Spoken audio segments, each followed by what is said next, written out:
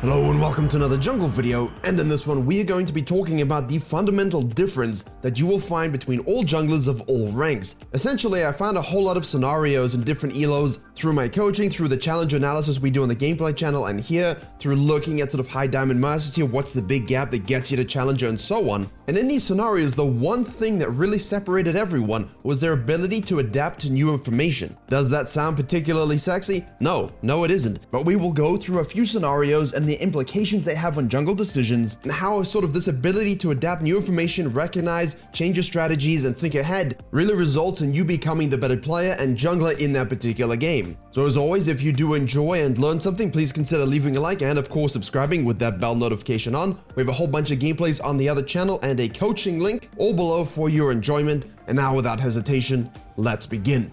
And sort of just to give you this idea of what I mean by adaptation, we have here a Rek'Sai ganking top lane. This is expected, this is normal. The Volibear jungle says, "You're top, your red is up, and I've already taken your raptors previously. I'm going to scan my approach just in case bottom lane decides to deep ward and I can get out." They show bottom lane, mid shows mid. Perfect. Take the red, hop over with the plant, and if bottom lane is fighting, you can look for the dive, you can look for the gank. If not, you can simply take the Krugs. Now, in this case, you show, unfortunately, the Samira gets the kill, and so very quickly taking the Krugs and getting out is your best bet. However, this is where the adaptation comes in. A lot of junglers in this situation go back to base, spend their gold, take their blue Gromp Wolves. They're very happy with themselves, great counter jungling while Rek'Sai gank top lane. Except you see on the minimap, the Volibear pinged that the Rek'Sai would be in Raptors. The Talon says, okay, I'm gonna ward. Rek'Sai shows up. This means take your blue, get to the bottom lane. Why? Purely because Rek'Sai is gonna figure out that after being topside with no camps up, that the Raptors were taken, the Krugs are probably taken, there's only one thing she can do right now. Gank bottom lane. It's pushed, the wave is in a good position, and the Volibear basically forced the Rek'Sai into this one decision. She had no other choice but to do this. Therefore, you should be primed and ready to go for that counter gank.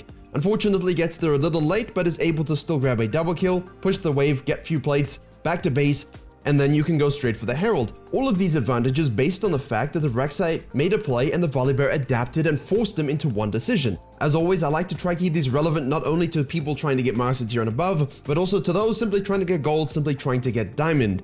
And so we're gonna kind of use that D2 to Master Tier range just because those mistakes that they make in not adapting, the misreads that they have, are extremely costly. A higher ELO jungler, challenger jungler will absolutely dismantle you if they make a mistake and you don't capitalize. In lower elos, you might not get as punished, but basically if you're recognizing these windows of opportunity, you're adapting your game plan and your pathing, should be very easy to actually climb. Please remember that jungling is almost like choosing your own adventure. Except you can't go back, there's no save point, and there's no undos. It impacts laners, it impacts objectives, it impacts your ability to carry. Now for the first example, I want to show you what happens when you have intelligent adaptation versus when you have bad adaptation.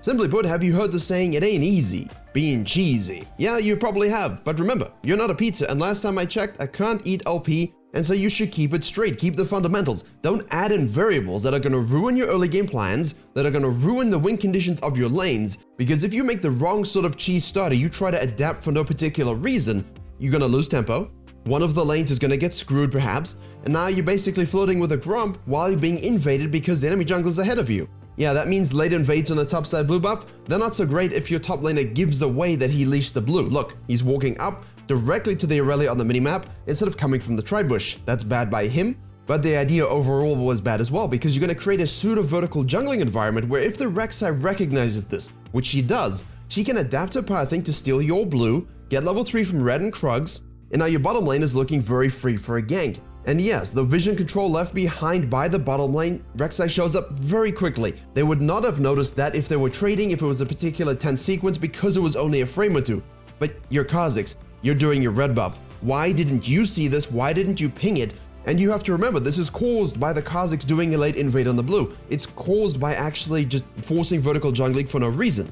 The irony is, if you simply did a normal clear down, you'd be in position to gank bottom lane. If Rek'Sai decided to do a 3-camping gank, you'd be in a prime position to counter. But because you forced this ridiculous stuff for no apparent reason, and the Rek'Sai adapted her pathing into a nice gank on the bottom lane, Suddenly, you lose Prior to get the bottom side crab, which means you can't actually go gank mid lane. Lucian has lost Prior and wants to go back to base, but if you're able to sneak a crab, do so, that's lucky. Now you have to reverse clear sequence up again, all with efficient pathing because your second tier raptors haven't spawned, and now Rek'Sai is able to gank all 3 lanes because you decided you wanted to late invade and steal a blue buff. Sometimes less is more. Sometimes the enemy jungler is going to recognize what you're doing, process that information, change their game plan, and you actually get screwed by your own tactics. Think twice about your game plan, think twice about why you change it, and always assess what the state of the game is and what your goals are in order to win. And that for me really is the worst. You're giving a 3-second Grom spawn to the Rek'Sai, your Raptors are out of sequence, which means you can't really take them in flow, and even though Rek'Sai makes a greedy decision on the Dragon, the Zyra helps out the Kha'Zix, they grab a kill,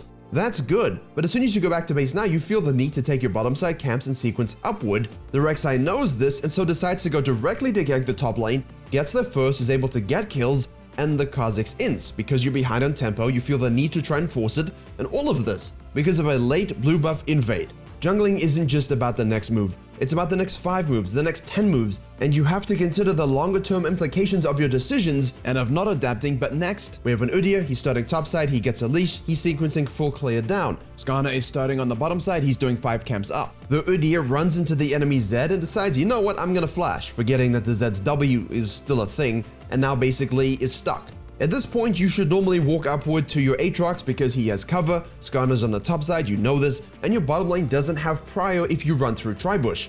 The Udyr doesn't care, he walks that direction, he dies. Sivir suddenly has a blue buff, and now you've given a kill away. Now here's where your adaptation needs to come in. Understandably, you go topside, tier 2 Krugs, tier 2 Raptors, Skarner's ganking mid lane, we can float on down, counter gank, grab a nice kill on the enemy jungler. Exquisite. However, now you have a choice. Basically, you know Skarner's dead, the mid is disengaged, the Udyr did ruin bottom lane, so why don't we simply go and try and sneak a dragon? Should be absolutely free, we can leave division control, or with the Aatrox you can simply gank bottom lane and help them out a little bit. Now he decides he wants to take away Skarner's camp. Now Skarner should have seen the direction Udyr ran on his minimap. Now on the face of it, it's not so bad. Udyr gets some counter jungling camps, bottom lane manages to get some kills, Aatrox helps him out. However, Skarner himself also doesn't adapt. There's a bottom side crab respawning, you know Udyr's second tier Gromp and Wolves are up, you know there's a dragon available, and you're going to be having your tier 3 Krugs and tier 3 Raptors spawning. Why would you head topside? This doesn't seem like much, but it's going to cost you valuable experience and map positioning. Fortunately, our original bad decision leads to the Udyr controlling topside, going back to base late, and all of a sudden Skarner still manages to get the grab, his bottom lane resets, they get the dragon, and what you're going to see now are highlights of the Udyr sort of being forced into topside camps, topside farming, herald secures, and top lane gankings. The problem is, Skarner recognizes this, and even though he's being outfarmed, which is normal, and even though he is basically not making the best decisions, the concept here is, okay, if Udyr is gonna sit topside and gank for a top lane Seraphine, me and the Zed, we're gonna camp bottom lane. We're gonna get the ADC and support super fed, 5 plates, take another dragon, make sure we are fed to rotate to the mid lane. And guess what? That works. It's a great adaptation of understanding, listen, I'm not gonna actually win the game from farming, I don't really have control on the top side of the map, let me simply focus on the other side, get the bottom lane kicking, and all of a sudden you're in a prime position to win the game. Right, next up, it's not only the first clears and the implications over the first part of the early game, it's also subsequently for your objective control. And you know, it's no secret that while we watch a Hecarim start on the top side sequencing down, that I'm really not a fan of, you know, farm heavy metas, of scaling for level 6, I don't like it because it's created bad junglers who can't adapt their pathing, who are obsessed with sequencing in one direction, and don't know when to say, wait, what am I doing? Why am I just farming? Why don't I just greed for 6? There are other things you can do, you know. Hey, in this game it's great, you sequence down, your bot lane rotates, you get a kill, little greedy, but we get it nonetheless. Bottom crab is secured, respawn, we want to go straight for the top crab. Udyr decides, you know what, I'm gonna gank, he dies in the process, kick W.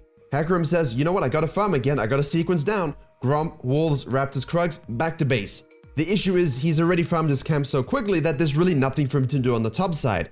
Also, it basically means he's further away from 6 if he simply understood, you know what, Udyr did full clear, he did red Krugs Raptors, if second tier Krugs are spawning around 4 minutes, the Raptors are gonna spawn another 20 or so seconds later. He didn't time it, so he missed out on the counter jungling of that camp while Udyr was dead. Secondly, instead of out of base going straight to the bottom lane knowing the Udyr is gonna sequence down and perhaps try and take the dragon, he goes to the top side where there's no camps, there's nothing for him to sequence, and while Udyr gets that bottom side Ocean Drake, he steals the Udyr's red. All because he's obsessed with sequencing down and not adapting his pathway to what the Udyr wants to do, not considering what the enemy jungler wants to do. The Udyr didn't adapt, but the Hecarim didn't either.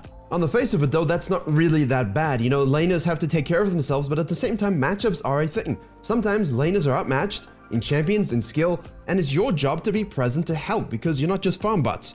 So yes, nice cleanup gank on the top lane, now sequencing down again, but it's as if a vampire compelled the Hecarim to do his Raptors Red and Krugs. Look at bottom lane. There is clearly a fight going on. Aurelia is roaming down, Talon is present, yet both junglers feel they have to fully sequence their quadrants before they rotate. Don't do this, please. This is very important in Platinum. This is very important in Gold. You want to carry those elos? Get out of the jungle, rotate to these situations with your ultimate, and impact. Adapt your pathing, adapt your strategies, and you will pick up rewards afterwards. Unfortunately, the Hecarim rotates bottom lane, kills the Caitlyn, but the bottom lane at this point had to back off so much they don't get assists. From a jungling point of view, yeah, good job, you got the kill again, but at the same time, we could have applied this pressure, gotten 3 kills with no deaths, multiple platings for our laners and yourself, fallen back to your camps, reset, have prior for roams onto the Herald, and then basically have the ability to set up for the second dragon, which they couldn't, and basically the game was slowly lost. They just bled out, losing objectives, not having the presence of their jungler. You're gonna say, hold up, the laners have to do their job. I agree with you, they do. But if you're not shifting your pathing to the reality of the game state, then you're not jungling very well, because idealistic jungling, that doesn't get you a lot of LP. Let's take a look at a few quick nugget scenarios. By that I mean sort of small cutouts, just small adaptations that can really prime you for that 8 to 12 minute power spike that we're sort of going for with the point of this video. We have a Vi. Vi basically does her reverse clear down, Kayn semi-invades, processes information, we want to fight over the bottom crab, bottom lane grabs a kill, whole bunch of turmoil in the river, Senna helps you out, and basically 2 kills for them, double buffs onto the ADC support, and now you can steal the Kayn's blue because you processed that he started red and he ganked top lane early. Good pathing, good fights, good adaptation, but now don't greed. Go down to the crab, run across mid lane, gank it if you need to, no sums, and take the other crab. Now you can sort of invade and contest the second rotation Krugs and Raptors from the Kayn and utterly remove him from the game. That is the most carnivorous, annoying way to adapt your pathing when the enemy jungler makes mistakes early. Unfortunately, the Vi overstays. The support feels compelled for some reason to help you out, and now everyone dies. Kayn basically from this can say, cool, thanks for crab, thanks for Raptors, thanks for Krugs, and the Vi can simply adapt and say, you know what? These were great plays, I made a mistake, it's okay, I can simply head directly to the top crab, secure that, nice experience, and know that because the Kayn is staying to take her level 1 Raptors and Krugs, if she simply does the top side crab, she will get the level 4 Raptors, the level 4 Krugs, prior and ganking top lane with a dive, prior and ganking mid lane again, and it can fall back to her Gromp and Wolves, which again are higher experience levels. That would be the best way to adapt the pathing. The thing is, she doesn't. She wants to defend the level 1 Raptor camp. Kayn says, okay, you can have that, I'm simply going to take the top crab, then I'm gonna rinse my second camp experience on the top side, and then camp the living hell out of bottom lane and get dragons. This is all because the Vi's pathing was ridiculous. Why die from a stupid invade, take Raptors and Krugs and go back to base again? Now you go top side and invade his Raptors and his red, but he's bottom side getting dragons and killing bottom lane. But which was the better play, the Vi or the Kayn? Definitely the Kayn. He adapted to the bad start, went straight down bottom lane again, and then I watched a little further in this game, and basically you can summarize the Vi's impact on bottom lane like this. Sad to say that they didn't win the game. Now remember we spoke about cheese at the beginning of the video? In this last scenario, your whole team were gathered, you're sitting in a bush, you're waiting for the late invaders to basically face check, they do, you get a whole bunch of kills, many summoners burned, the Taliyah jungle we're focusing on decides, you know what, I'm going to respawn and start blue. Yeah, that's a mistake, your whole team has great setup for your W. No, instead she sequences upward, the Lee Sin says, you know what, if she does that, free invade because I have an Ahri, and yeah, she dies. Now that's a great play by the Lee Sin, you know, you can't always expect it to happen. I think the Taliyah should have been thinking about it and adapting her early pathing based on the level 1 kills, but at the same time, it happens. What shouldn't happen is respawning and running straight back to where you know the Lee Sin is, you know the Ahri is, with no flash. And then you die again. And now the Lee Sin is prior on double crabs, perma invades, suffocating you, and now because everyone knows you have no choice but to do Grump, Wolves, Raptors, Krugs again, the Lee Sin can sneak away a dragon by swapping the pathing. And of course you can see from all the gameplay breakdowns we do that challenger players adapt to this all the time. So hopefully this video brings that sort of awareness of the situation, something happened, how can I adapt and what's the best goal for the game. Thank you very much for watching, please don't forget to like, comment, share and subscribe if you did enjoy and learn something. Coaching link is in the description on that channel as well. Thank you very much for watching, and as always, I will see you all in the next tutorial. Buff on jungle.